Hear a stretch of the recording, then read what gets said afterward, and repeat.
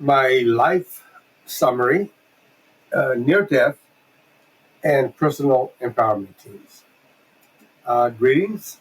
Today is my day one after my surgery to fix my umbilical hernia, which was caused by my near-death car accident. Back in January 2010. Fortunately, I went on the other side, but I came back to life. But my good friend Gabriel Cabales, he died and left behind a beautiful family. So here's my life summary, my near-death experience, and personal empowerment teams. So this testimony is about how personal empowerment teams played and continues as the key role in integrating the millions of pieces of my life.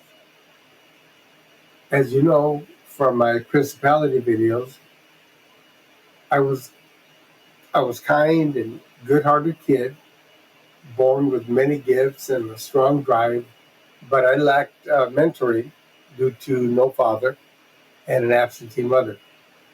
By 1978, I was arrested for the biggest drug raid in the history of San Fernando, California at that time, and was given a 10-year prison suspension. So that's when my life started turning around, upward. I had a recurring dream over and over every night for maybe a week or two. Could have been longer, I don't remember. It could have been just a week. We're going back to 1978, and here we are. I'm making this video in, December 2024. So we're not looking at a long time. But anyway, I had this recurring dream, and it was the same exact dream every night, long enough to catch my attention. And I also began to experience good versus evil in and around my life. One day I come home and I have this vision of my future. Just like a little movie in my mind, but pretty profound. At that time, I'm 18 years old, so, just a foolish kid at that time. I saw myself with big, beautiful houses, the nicest cars, tons of money, beautiful women. And then at the end of that vision, a big, giant question. Then what, Joseph? Then what? I'm like, what the heck? But it was so profound in my spirit. I felt that it was a message because remember, I had been having this reoccurring dream. Oh, I didn't tell you what the dream was about. The dream was I was on a big platform with other people, and there were multitudes of people coming to listen. Whatever it is that I and the other people were doing, people were there, coming from all over as far as the eye could see. Just tons of people. That was a dream. And then after the dream, as I mentioned, I started experiencing good versus evil. And then I had this vision of money, cars, houses, women. I say a quick prayer in my own words. And it says, God, are you trying to talk to me because everything going on, this dream and all these experiences I'm having with evil and good? And just now this thing that you're showing me, this vision. And just then, Jesus comes into my room right there, and he shows himself to me. Now, I'm awake. I'm not dreaming, right? I have first that little vision, and then all of a sudden, I have an experience. And that I felt that connection, that oneness, which I'll explain later also. And I heard his voice, not with my ears, but in my heart. And then I saw him cry when I asked, why me? Because he knew. The reason I said why me is because I didn't believe in myself. But that connection, that oneness, that love was so pivotal. It changed my life. And then 3 years later, 1981, I began to go into the ministry. And, you know, one day, this is 3 years later, right? My friend Robert Rodriguez, which is Blinky Rodriguez, U.S. United States champion in full contact karate, and you know Benny the Jet Yakitas, which is undisputed, undefeated world champion in martial arts. They're the ones that they were the beginners or the precursor to what is today MMA. Anyway, Robert's at my house and he says, "Hey, Joe, why don't you go turn to God, man? You're the only one that I know that has had a profound experience with Jesus." Well, I turned around because God had been dealing with me already, and I said a quick prayer. God, a silent prayer, is the door. Is there still an opportunity for me to be with you? And a falling star comes down. Then a sequence of questions related to me getting right with God, and a falling star coming down after each and every one. So I don't know if maybe I was just good time and there was a meteor shower or something. I don't know, but it had an impact on my life. Well, the next day, I'm still not converted yet, right? I'm stuck in in the insanity of an 18, 19, 20-year-old kid from the wrong side of the tracks, and I'm on my way to pick up a gun. I don't know who I was going to kill, but I was going to kill somebody. Unfortunately, I've never killed anybody, just to set the record straight. But that day, I was those were my intentions. And I ran into a different Robert that was a minister, and he got me. He got me, just as Robert Rodriguez. This Robert Torres gets me as well. Joseph, man, why are you not with God yet? You're the only one I know that has had an experience like you have, and you're still not with God. And I remember I'm on my way to get a gun and to shoot somebody. And when Robert said that, it convicted me so profoundly that I couldn't hold back the tears. So I just turned around so Robert couldn't see me cry, and I just took out. Didn't get a gun, didn't kill nobody. I go home. That night, I went to my friend's house, but he wasn't there, so I was going to make a phone call. I had nothing to do, and I see this guy pushing his car. There's a bunch of people in his car. Looked like a family, kids and stuff. So I went over there and I said, "Hey, you need a hand?" And the guy says, "Oh yes, God bless you." But man, when he said "God bless you," it was like a guy dying of thirst in the desert. Something happened when he said those simple words, and I felt something go kind of like come inside me, or something inside me come alive. Well, guess what?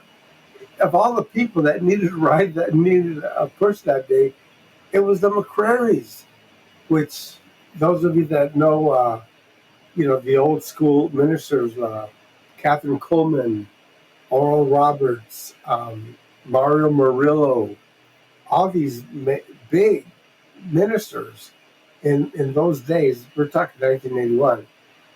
And it was the McCrarys that God brings my way, and I give them a ride. And we end up at my house, and he invites me to a Bible study the next day, which happens to be Good Friday, 1981. And so that Friday, he comes over, picks me up, takes me to the McCrary family home, and it turns out to be an all-night prayer meeting, which I enjoyed because I had nothing better to do better than that than hang around with the wrong crowd. And that was the beginning of how I ended up becoming a senior pastor. And in 1981, I'm in church and I'm having some just profound experiences with God. And I get prophecies spoken over me by different people. Amazing things happen. And one of the prophecies was by world-renowned Reverend Vicki Jameson. She actually prophesied about my future and said exactly what was going to happen. I didn't know. This was 1981. Well, so and then life goes on. Remember, this is just a summary of my life, and I'm going to go into the near-death experience and personal empowerment teams comes into the picture in a few minutes. I became a minister, a senior pastor, and then followed by different business ventures, including TV, radio, publishing, communications, banking, and eventually international land developments and investments. Now, I left full-time ministry in 1986, and in all honesty, it was not for me. I left more broken than I ever was in my life. And I left, and I went on, and then in 1997, a good friend of mine introduced me to my very first personal empowerment team, which is where I learned to piece my life's pieces together. And 7 years later is when I founded International Developments and Investments, and that's where I made $3.5 million by age 47. Now, important because by now it's 2006. I remember that in 1981, Vicki Jameson had sung a prophetic song over me in 1981. So we're talking 25 years later now, right? My secretary at that time invited me to a church. I went, and I sit down inside the church. It's in Costa Rica. And guess what I hear? I hear Vicki Jameson's prophetic song, which was people here will help. They'll finance you. You will see. The Lord will say go, and you will say, I will go. So that was a prophecy in 1981. So here we are now in 2006, and I hear the prophetic song. And guess what? I am in Central America, just like the song that she gave me in 1981. So it's 2006. I'm in Costa Rica, Central America, Costa Rica. I'm getting funded millions of dollars, which was the prophecy given in 1981. People here will help. They'll finance you. You will see. The Lord will say go, and you will say, I will go. And she begins to say, he's going to Central America. He's going to Latin America. You pray for this young man. So this is 2006, right? All of this is coming together. So I'm giving you a quick summary of my life. And then after it all connects, because I had forgotten about the 1981 prophecy, but then in 2006 it all comes back, and that I realize I'm in God's timeline. Well, guess what happens? 2007 and 8 is when the banking real estate recession, it swirls me into a chaotic crisis, and I'm trying to salvage my multi-million-dollar investments, land, Ocean View Resort community and stuff, and to no avail. It was that recession was horrible. Okay, so now 2010 is when at 7:30 a.m., January 9, 2010, is when I had that accident where Gabriel Corrales died, and I went out the other side. I saw things same as when Jesus appeared to me in 1978. That oneness, connected, love, same thing. With energy is what it is. So it's that same connected oneness, and there's no time in the spirit. There is no past, present, future. It's all now. Time is a man-made thing, but in God there is no time. You talk about omnipresent, omniscient, omnipotent. You're part of that same energy with everything and everybody. So I saw everything, my past, my present, my future. I understood. Just millions of questions got answered in no time at all. And then I hear a voice, come back, Joseph, come back, Joseph, Joseph, get out of the car. And all of a sudden, I'm back in my body. I'm feeling extreme pain and and fear of the impact because I thought I may have broken my lung through a broken rib or something. And I'm watching my friend Gabriel die, before my very eyes. Um, so that was January 9th, 7:30 a.m. 2010. So now for many years after that, after my near-death accident, I remained physically and emotionally broken while recovering from my millions of dollars in losses from that '07 and '08 banking and real estate recession. And I owed hundreds of thousands of dollars in personal back taxes. But I recovered and reinvented myself by practicing the same skills that I learned 30 years ago at personal empowerment teams. Now, today, I'm retired, 65 years old, debt free. My credit score is 830. My credit score, my FICO. I'm loving life and I'm paying it forward to adults and children worldwide. And I'm inviting you to join me in launching personal empowerment teams at personalempowermentteams.me to help loved ones and you become who and what you want to be. Because your deepest fear and sin is not that you're imperfect or inadequate. Your deepest fear and sin is running away from your unlimited power and gifts to become who and what you want to be.